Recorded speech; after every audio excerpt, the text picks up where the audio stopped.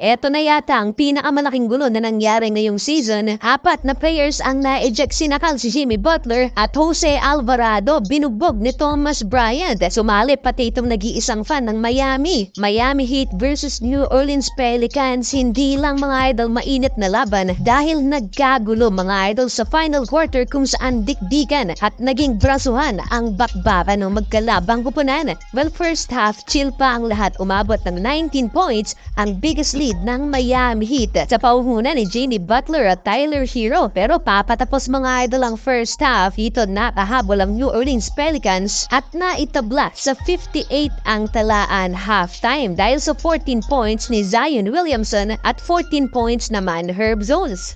Na-choke doon ang Miami Heat. Well, third quarter, nagkaroon ulit ng momentum ang Miami Heat. Umabot ng 11 points ang lamang nila pero naidikit ulit ng home team ang laban. 84-80 lamang lang ng apat ang Miami sa pagtatapos ng third period. Isang minuto na magsimula ang final quarter, tuluyang nagkagulo mga idol matapos ang sequence na to ni Zion Williamson at Jimmy Butler. Parang inagawan ng KD ni Zion si Butler pero hindi na ipasok ng Pelicans forward ang field goal na to dahil niyakap na siya ni Kevin Love. No easy basket.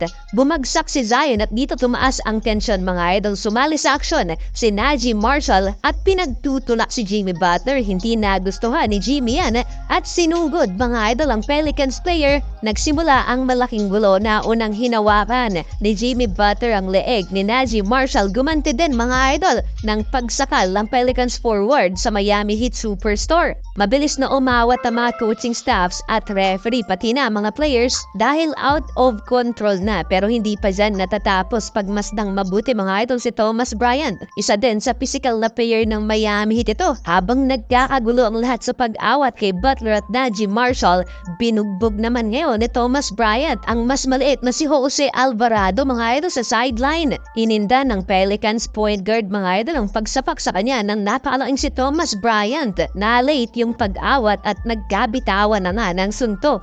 Bale, apat na players ang na-eject, si Najee Marshall, Jose Alvarado, Butler at Thomas Bryant naman para sa Miami Heat. Hindi lang players ang na-involve sa gulo dahil pati ang fan na to mag-isang pinagtatrash talk ang home crowd kaya naman pati siya na-eject din. Nang mawala si Jimmy Butler, naitabla ng Pelicans ang talaan sa 86 under 10-minute mark ng fourth quarter. Hype na hype pa ang home crowd nang lumamang sila 91-89. Pero matagal silang napako sa 91 dahil kumana si Bam Adebayo at muling lumaki ang kalamangan ng Miami Heat 102-93 last 2 minutes. No Butler, no problem para sa visiting team. Na-injury pa si Tyler Hero na buhat ni Bam Adebayo with 24 points ang Miami Heat. Kaya sa huli, panalo mga idol ang visiting team.